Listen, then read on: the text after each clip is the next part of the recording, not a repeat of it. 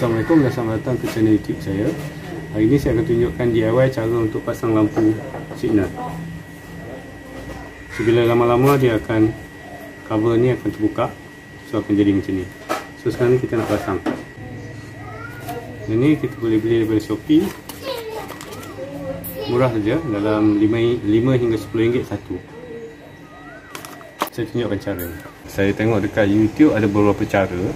So ada yang menggunakan plastik nipis macam ni untuk cocok sini dan diangkat.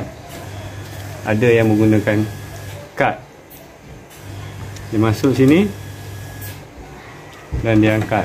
Okey, sebenarnya tak perlu. Saya tunjuk cara dia. Kita perlu tolak yang ni sehingga ke ujung, tolak sikit dan kita boleh angkat. Kita tolak dan kita boleh angkat. Tolak dan kita boleh angkat.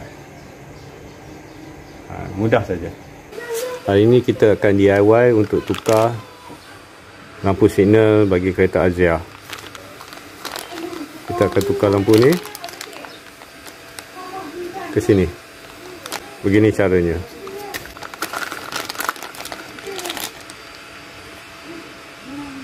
Ini kita boleh beli daripada Shopee daripada harga RM5 hingga RM10 satu. Untuk membukanya mudah saja. Kita perlu tolak. Cuma dia ketat sikit lah. Boleh cuba. Sini.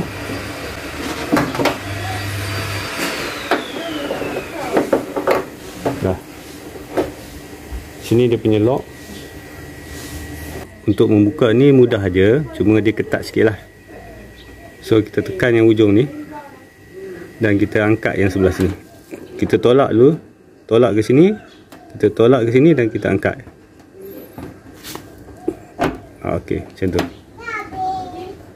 Okey, bila kita tolak sini dia akan tekan sini.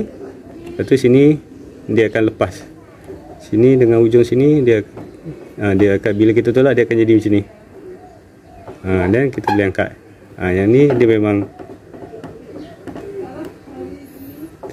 bila kita dah tolak, kita angkat. Untuk buka bulb ni kita cuma kulas je. Dah. Yang baru pasang macam ni, letak balik, pasang balik macam ni dan pusing. Ok, dah lock. Pasang balik. Nampak ni? Masuk je bagi yang ni, masuk celah ni. Okey. Masuk dan kita tolak. Dah. Siap. Sekarang kita testing. Alhamdulillah selesai dan berjaya. Jika anda suka video saya, jangan lupa subscribe, like dan share. Assalamualaikum. Jumpa lagi. Bye.